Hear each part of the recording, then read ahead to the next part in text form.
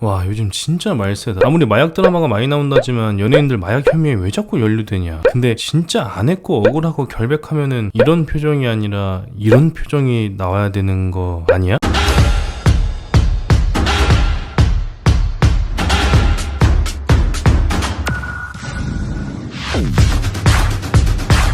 뚠드리가 보이다 뚠드리입니다. 드디어 대망의 디즈니 플러스 액션 느와르 웰메이드 드라마가 끝이 났습니다. 오랜만에 전극으로 전공을 살려 결말을 해석해봤습니다. 바쁘신 여러분들을 위해서 결론 먼저 말씀드리면은 맨 뒤에 있습니다. 끝까지 시청 부탁드립니다. 재밌게 재미로만 시청해주십시오. 그럼 바로 갑시다.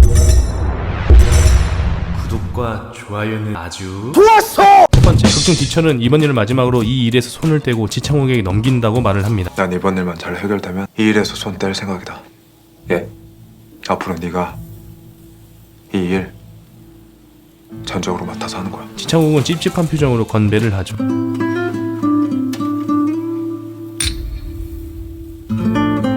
이런 말씀드리긴 못하지만 이건 기회입니다. 이들이 파는 물건은 뽕이죠. 일반 대마가 아닙니다. 또한 한 번 발효된 물량은 30kg 맞죠. 이번에 30kg 받겠다고 한 것도 제가 제안했거든요. 예. 극중 나오는 가격은 수백억대라고 얘기를 합니다. 우리가 지금 수백억대 물건이 없어졌습니다. 그렇다는 건 최소 100억 이상이라는 얘기고, 수백억은 발음이 비슷한 300억이라는 가정하에 정기철, 황희성, 서부장, 지창욱이 3대3대 2대2의 비율로 가져가기 때문에 나하고 3대3 그리고 나머지에서 둘이 2대2.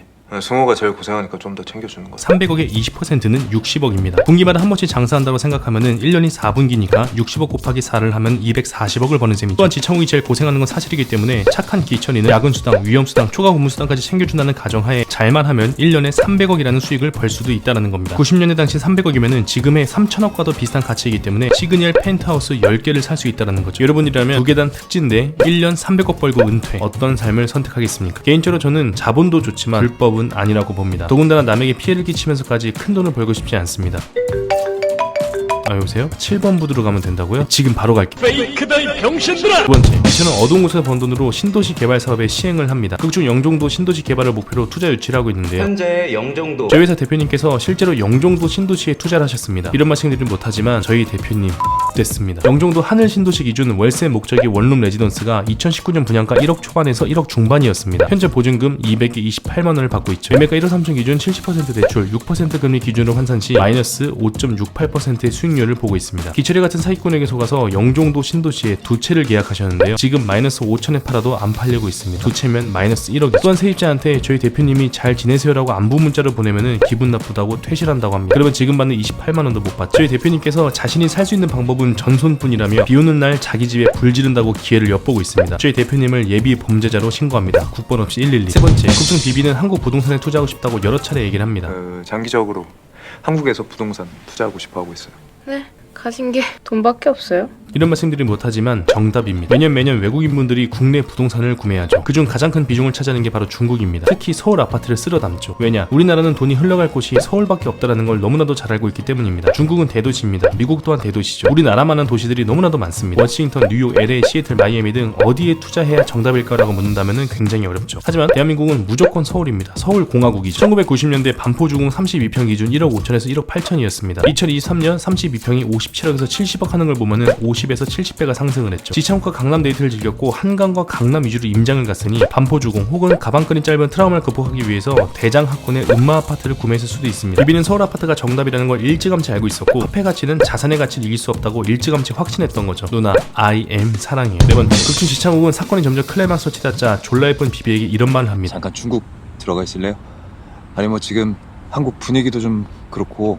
한국이 위험하니 중국으로 잠깐 피해 있어라라고 해석할 수도 있겠지만 저는 지창욱이 정말 무서운 사람이구나라고 생각을 했습니다. 일단 우리나라에서 마약 사범들은 대부분 징역형에 처하죠. 그리고 돈 있고 빽 있고 좋은 변호사 쓰면은 법정 구속도 면하고 아주 편하게 살 수 있습니다. 어이가 없네. 하지만 중국은 다르죠. 사형을 때려버립니다. 우리나라 국적의 사람들이 중국에서 마약을 제조하고 판매하다가 사형을 당했습니다. 중국은 얄짤이 없습니다. 우리도 이래야 한다고 저는 생각을 합니다. 민주당 황운하 의원님의 명언이 생각나네요. 대한민국 마약이 5년 사이 5배밖에 안 늘었다. 마약과의 전쟁을 선포할 수준이 아니다라고 말씀을 하셨는데 조금 있으면 총선이네? 첫 번째, 극중 석도영과 서부장의 비밀스러운 액션씬이 나옵니다. 석도영은 패배 후 비참한 최후를 맞죠. 그런데 의아한 게 있습니다. 뒤에서 기습을 한 것도 아니고 친절하게 이름을 불러주고 준무 형사님. 칼까지 보여줍니다. 만약 석도영이 맨손이었다면 저렇게 두들겨 맞고 찔리는 게 이해가 갑니다. 그런데 석도영은 신기하게도 총을 지니고 있었다는 거죠.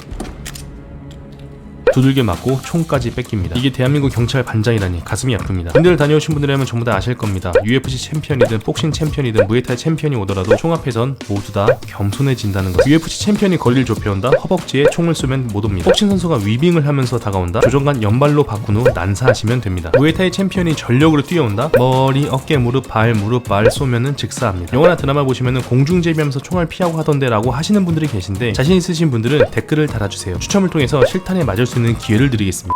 6번째, 극투 지창욱의 경찰인 걸 눈치챈 비비는 지창욱에게 진심을 묻습니다. 그때까지 저한테 친절하게 대했던 거 그거 다 진심이었습니까? 한국에 있으면 잡힐 거고 중국 가서도 잡힐 것이기 때문에 그가 정말 나를 위한다면 제3국을 얘기할 것이기 때문이죠. 아니면 한국에 좀 더 있을까요? 혜련 씨, 한국이나 중국 말고 이 일 다 마무리될 때까지 홍콩에 가 있는 게 좋을 것 같아요.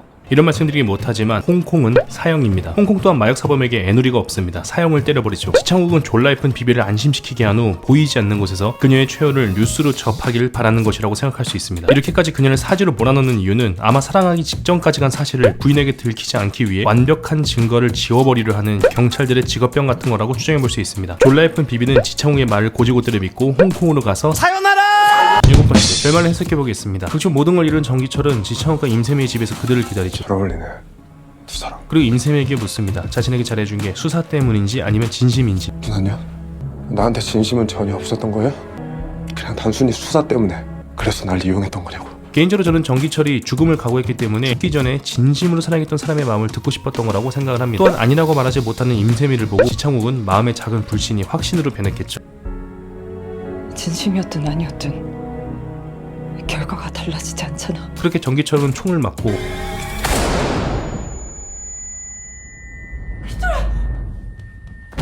정기철의 목에 걸려있는 부인과의 커플 목걸이를 본 후 119가 아닌 112를 선택합니다. 정기철,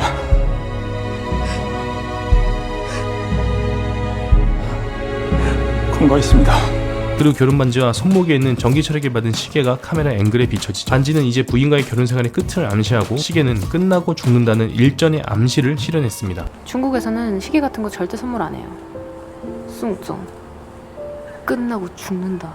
그렇게 지창욱은 기철이의 묘에 찾아가 커플 목걸이와 결혼 반지를 두고 떠나죠. 부인에게 걸맞은 남자가 되기 위해서 작전을 시작했으나 결국 부인과 헤어지는 주객 전도의 결말을 맞이합니다. 과연 이것은 새드 엔딩일까요? 해피 엔딩일까요? 원하는 것을 이룬 것일까요? 실패한 것일까요? 저는 개인적으로 임무 중이라 어쩔 수 없어를 되풀이하며 살인을 정당화하고 부인을 위해라는 거창한 핑계를 대는, 결국 자신의 특진에 대한 야망으로 이 작전을 끝까지 밀어붙여 괴물이 되어버린 자기 자신이 정말 최악의 악이다라고 생각을 합니다. 끝까지 시기를 차고 있다면 그 또한 언젠간 비참한 최후를 맞이하겠죠 라고 하기엔 너무 잘생겨서 제작진이 안 죽일 겁니다. 형 날 가져. 조용히 해! 중평. 저는 개인적으로 올해 본 느와르물 중에서는 단연코 최고라고 생각을 합니다. 이제 뭘 봐야 하는 마음이 생기지만 전 또다시 방구석에서 드라마 영화를 보면서 재미난 리뷰를 만들어 보겠습니다. 구독과 좋아요는 사랑입니다. 지금까지 뚠토리가 보고 있다 최악 이야기였습니다.